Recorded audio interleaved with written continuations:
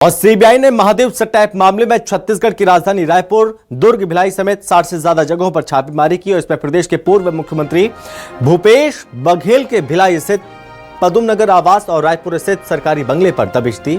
और वहीं उनके राजनीतिक सलाहकार रहे विनोद वर्मा, उनके 2 ओएसडी, उनकी उप सचिव रही सौम्या चौरसिया, भिलाई नगर विधायक देवेंद्र यादव के सेक्टर 5 स्थित आवास भिलाई में केपीएस स्कूल के संचालक निशांत त्रिपाठी, 4 अधिकारी समेत पुलिस ऑफिसर्स के घर सीबीआई ने रेड मारी थी। फिलहाल सीबीआई की टीम भूपेश बघेल के घर से छापेमार कार्रवाई पूरी कर रवाना हो चुकी थी। यह कार्रवाई करीब 12 घंटे तक देखने को मिली और दिन भर सियासी दलों ने एक दूसरे पर जमकर निशाना साधा।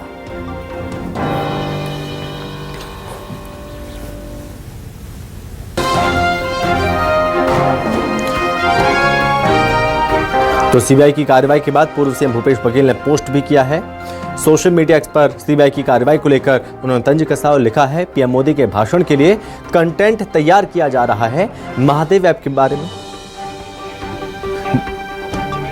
देश में कोई नहीं जानता था।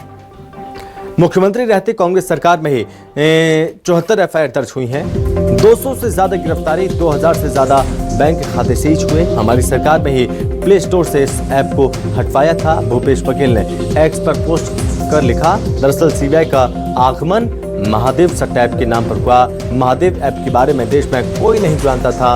मुख्यमंत्री रहते कांग्रेस सरकार में ही 74 एफआईआर दर्ज हुई, 200 से अधिक गिरफ्तारियां हुई, 2000 से अधिक बैंक खाते सीज किए गए। हमारी सरकार में ही गूगल को पत्र लिखकर प्ले स्टोर से इस ऐप को हटाया गया और हमने ही कार्रवाई की। तो हम पर संरक्षण का आरोप कैसे? ईडी ने झूठी खबर छपवाई की सौरभ चंद्राकर और रवि उप्पल दुबई में गिरफ्तार हो गए हैं, लेकिन वो वहां शिव कथा की जजमानी करते पाए गए। तो ये कैसी जांच है? ठीक है।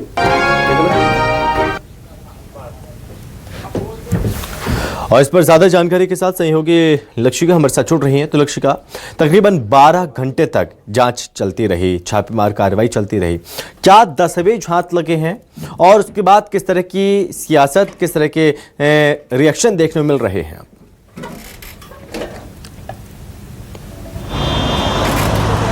जी बिल्कुल, देखिए देश के 4 राज्यों के 60 ठिकानों पर ये पूरी कार्रवाई की गई है सीबीआई के द्वारा। महादेव सट्टा ऐप को लेकर ये कार्रवाई हुई, जिसमें छत्तीसगढ़ में 17 अलग अलग ठिकानों पर जो है छापेमारी की गई। इसमें पूर्व मुख्यमंत्री भूपेश बघेल के रायपुर और भिलाई निवास में जो है कार्रवाई चली और इसके बाद जो है लगभग 12 से 16 घंटे तक ये पूरी कार्रवाई चली है। और इसमें अगर मैं भूपेश बघेल की बात करूँ तो वहाँ से 3 मोबाइल फोन्स, एक बैग और एक लाल कलर की पोटली जो है ये जब्त की गई है। इसके अलावा पूरी छानबीन की गई है घर में। मेटल डिटेक्टर से भी घर के छत से लेकर के हर जगह को जो है डिटेक्ट किया गया है, ताकि दस्तावेज जो है, जो सबूत है, वो इकट्ठा किए जा सके। और हमने देखा कि सीबीआई द्वारा एक जो है विज्ञप्ति जारी की गई थी, जिसमें जानकारी दी गई थी कि डिजिटल दस्तावेज जो साक्ष्य है उसको जुटाने को लेकर के यहाँ पर कार्रवाई की जा रही है और पूछताछ की गई। और देखिए बहुत बड़े बड़े नाम इसमें शामिल रहे, आईपीएस अधिकारी रहे, एएसपी रहे, जो है ओएसडी थे पूर्व मुख्यमंत्री भूपेश बघेल के सरकार के दौरान, उनके घर पे भी छापेमार कार्रवाई हुई है और लगातार पूछताछ जो है वो की गई और काफी लंबी जो है ये पूछताछ चली। तो ये सीबीआई की कार्रवाई जो है वो जो छत्तीसगढ़ में महादेव सट्टा ऐप है उसको लेकर के शुरू हो गई है। पहले ही छापेमार कार्रवाई भी हो गई, पूरी जांच की जा चुकी है। अब आगे जो है इस पूरे मामले में क्या कुछ निकल कर सामने आया है ये तो जानने को मिलेगा ही, लेकिन इसके साथ ही साथ लगातार जब से कार्रवाई शुरू हुई थी सुबह 7 बजे से, तब से लेकर के लगातार अलग अलग नेताओं की प्रतिक्रिया जो है वो हमने देखी। पूर्व जो है चरण दास महंत जो कि नेता प्रतिपक्ष है, उन्होंने इसकी निंदा की। प्रभारी जो है छत्तीसगढ़ के सचिन पायलट, उन्होंने इसकी निंदा की। लगातार जो है कांग्रेस पार्टी के वरिष्ठ नेता इस कार्रवाई को द्वेषपूर्ण और केंद्र सरकार के इशारे पर जो है करने को लेकर बताया है। ठीक है लक्षिका, मैं आपके पास लौटूंगा, लेकिन इस बीच बीजेपी के प्रवक्ता हैं राजीव चक्रवर्ती जी हमारे साथ जुड़ रहे हैं। राजीव जी, बहुत स्वागत है आपका। जी धन्यवाद जी। तो राजीव जी, ये सब क्यों किया जा रहा है और ये आरोप लग रहे हैं कि प्रधानमंत्री नरेंद्र मोदी का दौरा होने वाला है छत्तीसगढ़ में, उनके लिए कंटेंट तैयार हो रहा है ताकि वो भाषण में ये सारी चीजें बोल पाए। राजीव जी, देखिए, कंटेंट तैयार होने के पहले भूपेश बघेल जी को थोड़ा अपने दिमाग को दुरुस्त करके ये याद कर लेना चाहिए, जो वो छत्तीसगढ़ के विधानसभा में मुख्यमंत्री रहते हुए कहते थे कि आप सीबीआई से जांच क्यों नहीं करवा लेते।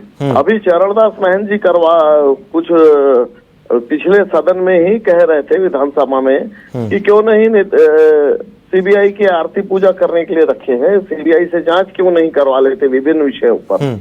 और बार बार कांग्रेस के लोग भी ये कहते थे कि भाजपा के सारे आरोप मिथ्या हैं, जांच करवा ले महादेव सट्टा ऐप का, शराब स्कैम का, कोल स्कैम का। देखिए स्कैम तो बहुत बड़ा हुआ है और इस स्कैम के होने के बाद कोर्ट के निर्देश पर ये सारी कार्रवाई हो रही है, उस पर ये राजनीतिक तूल देना एक राजनीति का ही। लेकिन राजीव जी ये जरूर है कि महादेव सट्टा ऐप कांग्रेस के समय में चल रहा था, लेकिन उसी समय में एफआईआर दर्ज हुई थी।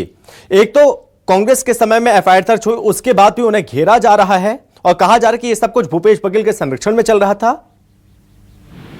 देखिए उस समय संरक्षण का राशि दी गई थी, ये जग जाहिर है, और बहुत सारे पुलिस के लोग और पुलिस के आला अधिकारी इसमें हिस्सा लेने में शामिल थे। ये सौरभ और तमाम जो गिरफ्तारियां हुई बाहर, छत्तीसगढ़ सरकार ने खुद भी उस समय किया था, और जब सीबीआई ने भी गिरफ्तारियां की तो सारे गिरफ्तार होने के बाद ये तय था कि इसमें सरकारी संरक्षण भी ये हो रहा है। वो दिखावा करने के लिए उन्होंने कुछ कार्रवाइयां की, गूगल से हटाने की कोशिश की, लेकिन जो अंतोगत्वा ये बात तय थी कि इसमें कांग्रेस सरकार की तत्कालीन सरकार इस महादेव ऐप के संचालन में सहयोग कर रही थी और संरक्षण दे रही थी। और आज जब इसकी जांच चल रही है तो उस जांच पर आंच करने की कोशिश क्यों की जा रही है? ठीक है, वो राजनीतिक। ठीक है राजीव जी, ठीक है राजीव जी, हमारे साथ अनिल जी है, अनिल सिंह चौहान है, कांग्रेस प्रवक्ता हमारे साथ जुड़ रहे हैं। अनिल जी बहुत स्वागत है आपका।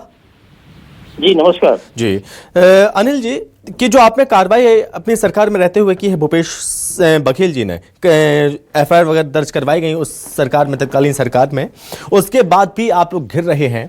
क्या ये इम्तिहान है, परीक्षा की घड़ी है जिसे पार करना है आप लोगों के लिए बड़ी चुनौती है अभी? देखिए महोदय, बहुत स्पष्ट है कि महादेव ऐप 2016-17 से संचालित है, जब यहाँ भारतीय जनता पार्टी की सरकार थी।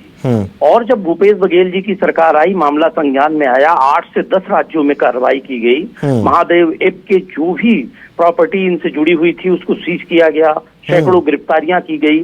और सबसे बड़ी बात है महोदय कि एक जुआ प्रतिषेध अधिनियम 2023 बनाया गया, जिसके माध्यम से ऑनलाइन जुआ सट्टा को गैर जमानती अपराध बनाया गया। ये पूरे हिंदुस्तान में शायद ही कोई सरकार हो जिसने इतने सख्त कानून बनाए। देखिए उसके बाद लगातार हम लोगों ने देखा कि शुभम सोनी भाजपा नेताओं के पूरी तरह से संपर्क में है। भाजपा नेताओं के साथ इन सटोरियों की फोटो भी आई, इनके नेता की एक गाड़ी में पैसों की भी बरामदगी हुई, लेकिन इन किन्हीं बिंदुओं पे जांच नहीं हुई।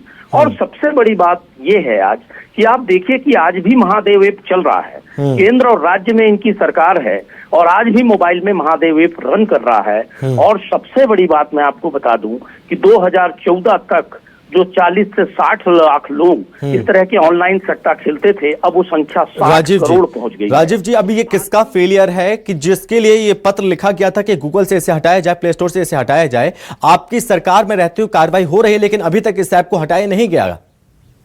देखिए इसमें एक आईटी टेक्निकल मिस्टेक है, वो मिस्टेक है इसका हांगकांग, ताइवान और सिंगापुर जैसे देशों में जहां हमारा कोई संशोधन नहीं होता और वो व्यावसायिक है, उसका डोमेन आईडी पासवर्ड का पैसा जमा रहता है और उसे वो हटाने के लिए बाध्य नहीं है।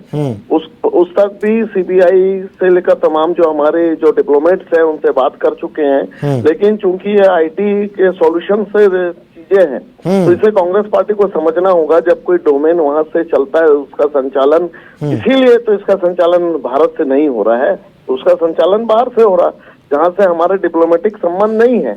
तो ये तकनीकी चीजों को समझना और इनको सब मालूम है। राजीव जी, इसके बावजूद कुछ ऐसी चीजें जो देश के लिए खतरा पैदा कर सकती हैं, अगर सरकार उसको लेकर गंभीर नहीं है, उसमें ये तर्क दिए जाते हैं कि हमारे हाथ में नहीं है, तो ये बहुत गंभीर विषय हो जाता है। जब आप टिकटॉक को बैन करवा सकते हैं, आप ऐसे कंटेंट को बैन करवा सकते हैं जो देश विरोधी हैं, और ऐसे कंटेंट को, ऐसी चीजों को बंद करवा सकते हैं जो लोगों के हितों में नहीं है, तो फिर ये क्या चीज है? ये इस तरह का तर्क क्यों? नहीं, ये तकनीकी तर्क है, ये तर्क नहीं है, ये सच्चाई है। टिकटॉक एक गेमिंग ऐप नहीं था, टिकटॉक का डोमेन सर्वर आईटी भारत से अनुमति लेकर चलवाया और इसका डोमेन आईटी सिंगापुर, ताइवान और मलेशिया से होता है। वहां से उसका सारी चीजें वहां से संचालित होती है। इसे हम बंद नहीं कर सकते। ये जो इंटरनेशनल आईटी एक्ट है, जो इंटरनेशनल जो स्तर पर इसकी निगरानी होती है, हम देख सकते हैं कि कौन इसे खेल रहा है, लेकिन हम इस पे अभी निगरानी उसे हटा नहीं सकते। अनिल जी क्या कहेंगे? किराया पटा हुआ जी, अनिल जी क्या कहेंगे? ट्विटर, फेसबुक, इंस्टा से करोड़ों कंटेंट जो भारतीय जनता पार्टी से सवाल पूछ रहे थे हटा दिए गए। इनका कंट्रोल हिंदुस्तान में नहीं है। दूसरी बात, अंतर्राष्ट्रीय स्तर पर इस मुद्दे को उठाकर भारत आज इतना बड़ा राष्ट्र है, इतना शक्तिशाली राष्ट्र है कि वो अगर इस विषय को उठाएगा, पूरी शिद्दत से मेहनत करेगा, तो इस तरह के कई ऐसे ऐप हैं जो बाहर से संचालित थे और बंद किए गए, ये भी बंद हो जाएगा। सवाल इस बात का है कि जब आप देखिएगा इलेक्टोरल बॉन्ड का खुलासा हुआ तो ऐसी ऑनलाइन गेमिंग कंपनियों के 800 करोड़ रुपए से ज्यादा चंदा भारतीय जनता पार्टी को मिला हुआ था, जो बात माननीय सर्वोच्च न्यायालय के आदेश के बाद खुलासा हुआ। सवाल खड़े होते हैं कि इस पर प्रयास किए जा रहे हैं या दिखावटी प्रयास हो रहे हैं। फिलहाल बहुत धन्यवाद अनिल जी आपका हमसे बातचीत करने के लिए, और राजीव जी बहुत धन्यवाद आपका अपनी बात रखने के लिए, हमसे बातचीत करने के लिए। तो छत्तीसगढ़ में सीबीआई की सबसे बड़ी छापेमारी देखने को मिली है, और जिस तरह की कार्रवाई लगातार देखने को मिल रही है उस पर सियासत होना लाजमी है।